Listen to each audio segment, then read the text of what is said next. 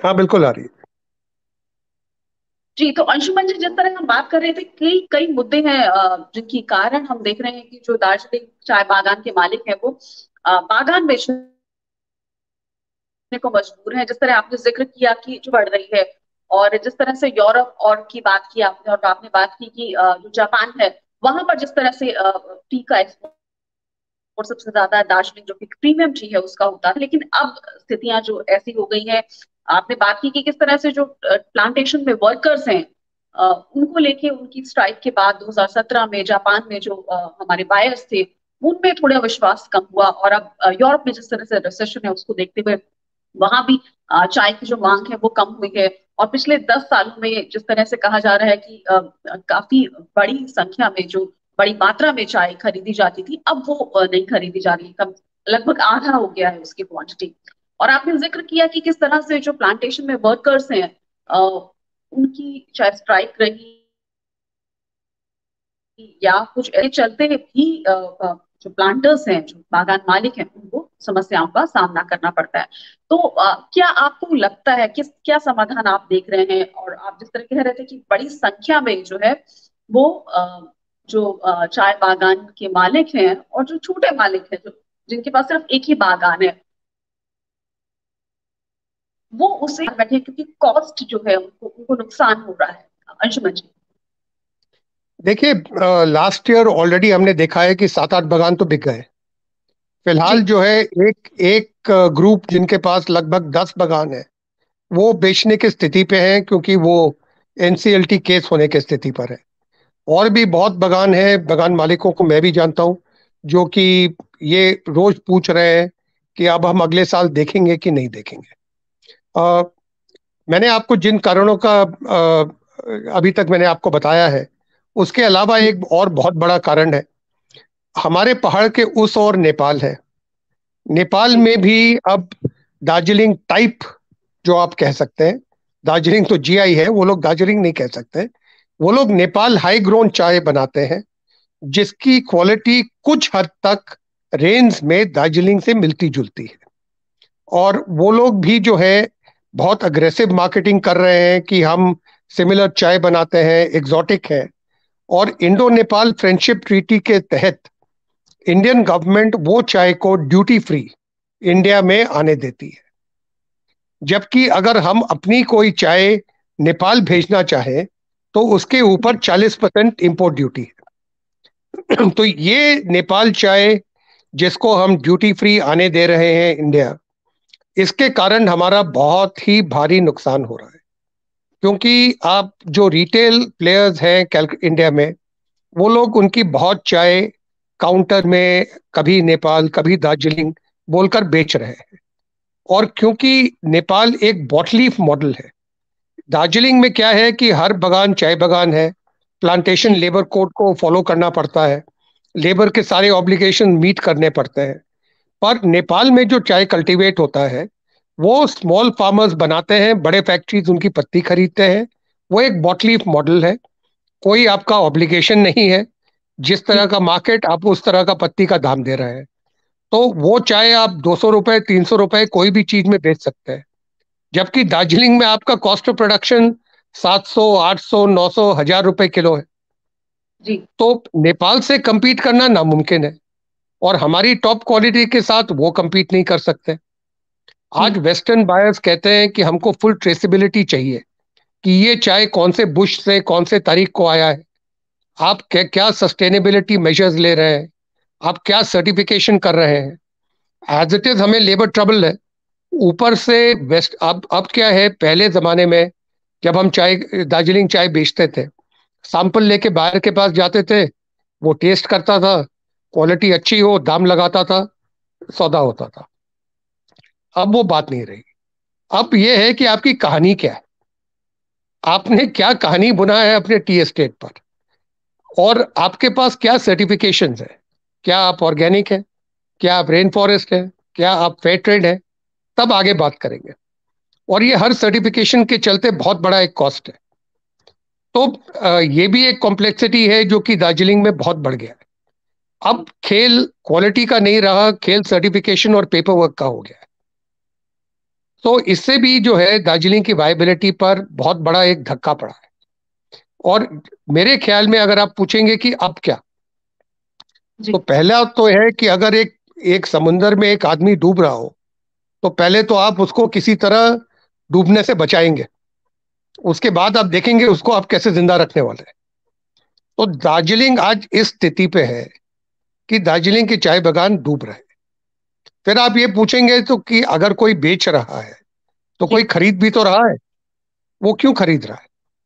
जी तो आपको ये देखना होगा कि कौन खरीद रहा है। कोई भी आदमी जो चाय में है या जिसके पास दार्जिलिंग चाय का बैकग्राउंड है, they are not a buyer of a garden. West Bengal government ने एक अच्छा टी टूरिज्म पॉलिसी लाया है, जिसके जी अंतर्गत 15% of non tea land on a tea estate can be use for tourism. जी आज दार्जिलिंग में जमीन का दाम काफी बढ़ गया है, तो ये ज्यादातर नॉन टी पीपल जो कि ये देखते हैं कि भाई जमीन तो बहुत महंगा है, चाय बागान तो कंपैरेटिवली सस्ता मिलता है, तो चाय जी बागान खरीद लेते हैं, लैंड बैंक हो जाएगा। जी तो ज्यादातर लोग जो आज चाय बागान खरीदना चाह रहे हैं वो non T real estate players हैं, जो कि अपना लैंड बैंक बना रहे हैं कि आगे चलते इस लैंड का हो सकता है और वैल्यू निकल जाए। और जो एग्जिस्टिंग टी प्लेयर्स हैं उनमें से कुछ ये देख रहे हैं कि भैया कुछ रिजॉर्ट बना लेते हैं, कुछ टी टूरिज्म कर लेते हैं, कुछ सप्लीमेंट्री इनकम आ जाए, पर उससे चाय बागान चलेगा नहीं। आपका जब तक चाय वायबल नहीं होगा, ये सप्लीमेंट्री आप अगर आज 87 गार्डन्स है, आपने अगर 40 डेस्टिनेशन टूरिज्म हब बना लिए, तो जी एज इट इज आपका जो उतना डिमांड तो है नहीं। आपको चाहिए 20,000 रुपए पर नाइट पर रूम, फिर आपको बेचना होगा 5 ईयर में, फिर आपकी क्या वायबिलिटी बचेगी? जब तक दार्जिलिंग चाय की वायबिलिटी नहीं होगी, जी तब तक टी गार्डन का सर्वाइवल नहीं होगा। और चाय बागान के सर्वाइवल के लिए पहले तो आप गवर्नमेंट को किसी भी तरह कुछ पैकेज देकर वन टाइम हेल्प देना होगा दार्जिलिंग टी गार्डन्स को, ताकि वो ये जो एकदम गंभीर समस्या में है उससे खाली सर्वाइव कर पाए। जी फिर आगे जाकर रास्ता जोड़ना है कि इसको लॉन्ग टर्म सर्वाइवल कैसे दें, जी ताकि बिल्कुल कि गवर्नमेंट की मदद न करनी पड़े और ये गार्डन्स खुद सर्वाइव कर पाए। अब जी इसका एक ही उपाय होता है, and that is demand and competition creation. जी कोई भी आकर आपके ऊपर में फेवर नहीं करेगा, धर्मादा के रूप में आपको एक्स्ट्रा दाम नहीं देगा। हमारी भी प्रॉब्लम है, हमारी भी क्वालिटी डिक्लाइन की है। मैंने आपको ऑलरेडी समझाया है कि क्यों क्लाइमेट चेंज और लेबर प्रोडक्टिविटी और एब्सेंटीइज्म के चलते हमारे क्वालिटी पे धक्का लगा है। सो हमें भी इस पे काम करना होगा, गवर्नमेंट की सहायता चाहिए। आप हर साल आकर एडहॉक वेजेस नहीं बढ़ा सकते, आपको एक रोड मैप देना होगा। चाइना ने भी दिया था कि अगले 10 ईयर्स तक हम क्या वेज स्ट्रक्चर एक्सपेक्ट करते हैं कि एक हो, जी ताकि हर गार्डन को मालूम पड़े कि अपनी क्या कॉस्टिंग हो सकती है, आपको क्या करना पड़ेगा ताकि गार्डन को वायबल करे। आप गवर्नमेंट को ये भी हेल्प करना होगा।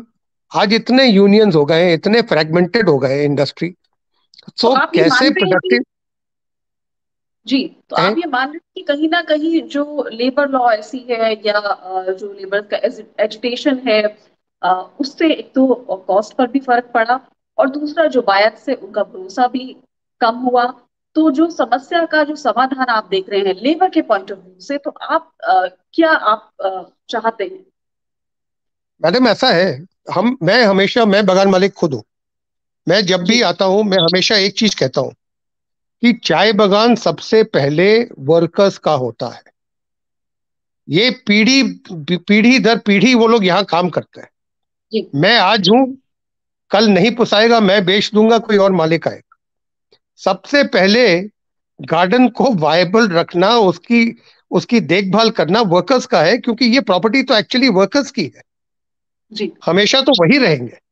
आज के दिन क्या है, मुझे लगता है बहुत हद तक एक डिस्कनेक्ट हो गया है between the workers and the plantation, the workers and the management. उसमें यहाँ पर लोकल यूनियन, लोकल पॉलिटिशियंस का भी बहुत हाथ है कि इतना उन्होंने मिलिटेंट कर दिया है। ये पूरी सोच एक बदलनी होगी। बिना कोऑपरेशन के कोई इंडस्ट्री आगे नहीं बढ़े। हम भी चाहते हैं कि लेबर की और तरक्की हो, पर अगर गार्डन की कोई फाइनेंशियल वायबिलिटी नहीं हो, so how can the labour have a better tomorrow when the tea garden is bleeding? तो ये तो बिना कोऑपरेशन के हल नहीं होगा।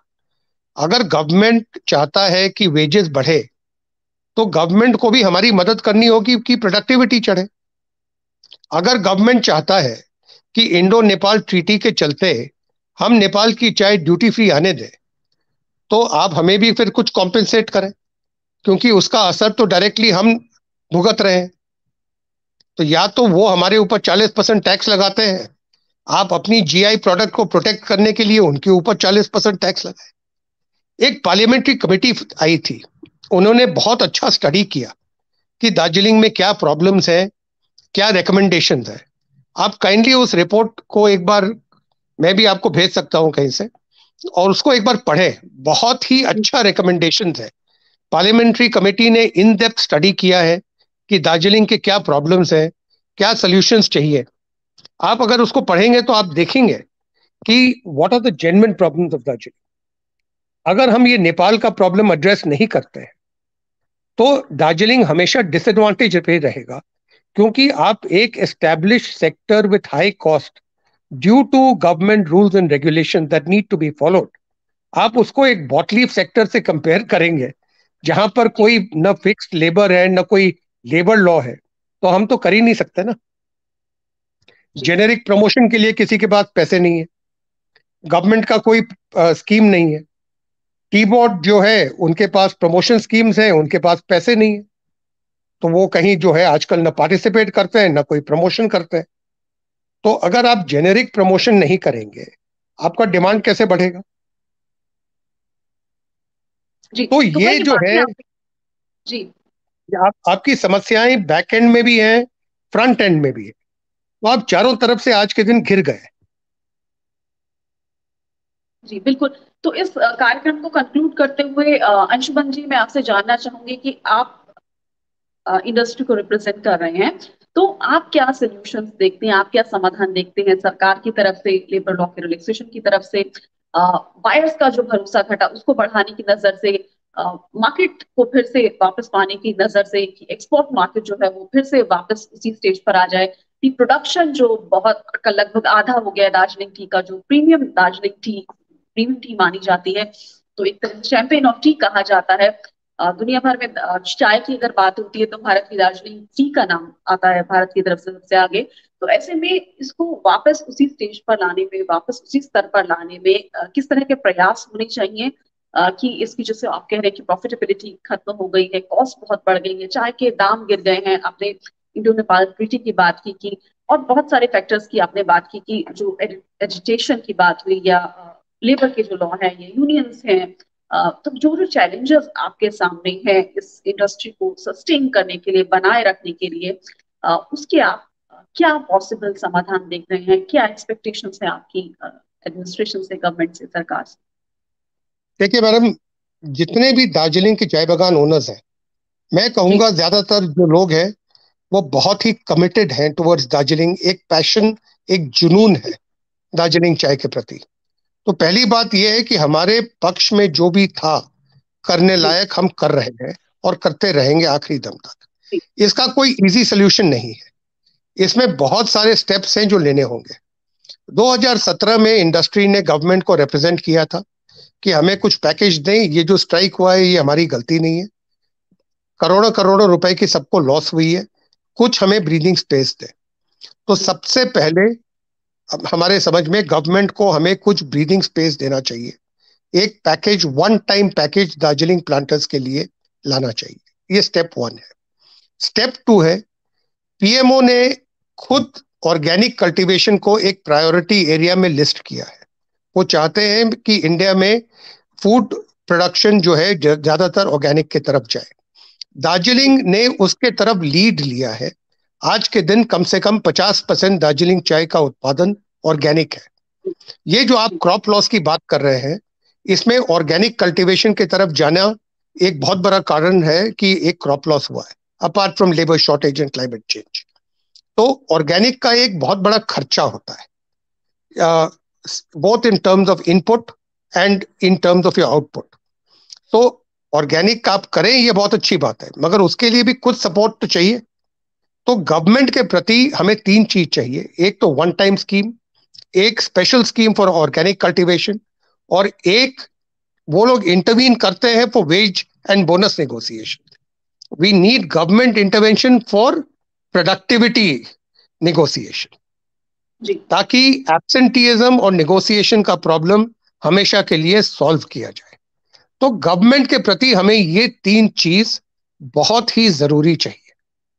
अब इसके आगे अगर बढ़े तो हमें टीआरए, जो टी रिसर्च एसोसिएशन है, उनके साथ काम करके ये जो क्लाइमेट चेंज का नेगेटिव इम्पैक्ट हुआ है जिससे हमारी क्वालिटी सफर की है, इसका भी हमें कुछ प्रॉब्लम हल करना पड़ेगा। हमारा जो ये क्रॉप लॉस हुआ है, हमें वापस अपना क्रॉप भी बढ़ाना होगा, और ये सब कारणों के चलते जो हमारा क्वालिटी लॉस हुआ है, आज हम कहते हैं दार्जिलिंग फ्लैग बेरर है, बेस्ट चाय है, पर हमारे जो 5 महीने का जो प्रोडक्शन होता है, हमें खुद स्वीकार करना होगा कि हमारा बहुत क्वालिटी डिक्लाइन हुआ है क्लाइमेट चेंज और लेबर के चलते। हमें वापस अपने क्वालिटी को उस दर्जे पे लाना होगा कि हम प्राउडली कह सके कि we are the flag bearer of tea quality in the world. और फिर हमें जो है एक बहुत ही strong generic promotion campaign launch करना होगा, both in India and in crucial countries abroad जहां पर ग्रोथ पोटेंशियल है, ताकि funds can be deployed in the right manner to grow the market. जब तक आप मार्केट ग्रो नहीं करोगे, जब तक आप डिमांड क्रिएट नहीं करोगे, दार्जिलिंग नहीं बच सकता। तो मेरे ख्याल में ये एक कॉम्पोजिट तरीका है जिससे कोई दार्जिलिंग को होप है। जी, तो मार्केट क्रिएट करना होगा, लेबर इश्यूज को रिजॉल्व करना होगा, और बहुत सारे पहलुओं पर आपकी उम्मीद है कि सरकार इस पर काम करे ताकि दार्जिलिंग टी इंडस्ट्री को उबारा जा सके जिस फाइनेंशियल क्राइसिस से, जिस संकट से वो गुजर रही है। बहुत बहुत शुक्रिया अंजुमन एक ही कनौरिया चीज जी। और कहूंगा मैम, हम जी सिर्फ आधा % इंडिया की चाय बनाते हैं, बहुत बहुत छोटे ग्रोइंग एरिया है, मगर इंडिया की हम शान है। एक बॉर्डर एरिया में स्थित है, बहुत सारे लोगों को एम्प्लॉयमेंट देते हैं, और हम जी कह सकते हैं कि हम इंडिया के हेरिटेज। इसमें हम चाहते हैं गवर्नमेंट हमारी मदद करे ताकि हम उस हेरिटेज को बरकरार रखें। जी, आपने एम्प्लॉयमेंट की बात की, तो लगभग इस वक्त भी कितने जो परमानेंट वर्कर्स हैं वो दार्जिलिंग टी एस्टेट्स में काम मैम करते हैं? वर्कर्स की क्यों बात करते हैं, हर वर्कर के चलते तो फैमिलीज है। जी तो कितने लाख लोग जो हैं दार्जिलिंग टी पर भरोसा करते हैं, इसे भी देखें। हम कौन से जी एरिया में स्थित है, हमारे किस तरह के चैलेंजेस हैं, उन्हें भी याद रखें। जी बिल्कुल। तो एक बड़ी संख्या में लोगों को रोजगार मिलता है दार्जिलिंग टी एस्टेट, दार्जिलिंग के चाय बागानों के जरिए। अब इस समय एक बड़ी समस्या से गुजर रहा है दार्जिलिंग टी इंडस्ट्री, चाहे एक्सपोर्ट डिमांड की बात हो वो कम हुई है, यूरोप में कम हुई है, जापान में कम हुई है, जो बायर्स उनका भरोसा घटा, चाहे लेबर इश्यूज की बात हो या फिर आपने कई मुद्दों पर बात की।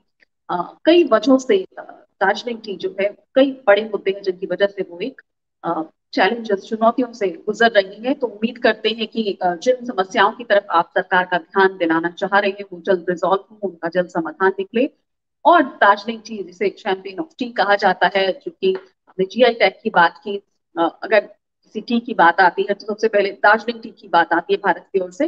तो इसको जो इसका दर्जा है वो वापस मिल पाए। बहुत बहुत शुक्रिया अंशुमन कनौरिया जी हमसे जुड़ने के लिए दार्जिलिंग से, और विस्तार से इस सेक्टर में जिस तरह की, इस इंडस्ट्री को जिस तरह की समस्याओं का सामना करना पड़ रहा है उससे आपने हमें रूबरू कराया। और हम उम्मीद करते हैं कि आपकी जो समस्याएं हैं वो जो पॉलिसी मेकर्स हैं उन तक भी पहुंचे, सरकार तक भी पहुंचे, स्टेट गवर्नमेंट, सेंट्रल गवर्नमेंट अगर कुछ कर सकती है तो उन तक भी ये समस्याएं पहुंचे और इनके समाधान जल्द मिले। बहुत बहुत शुक्रिया हमारी इस चर्चा में जुड़ने के लिए और हमें इन सभी पहलुओं से रूबरू कराने के लिए। धन्यवाद।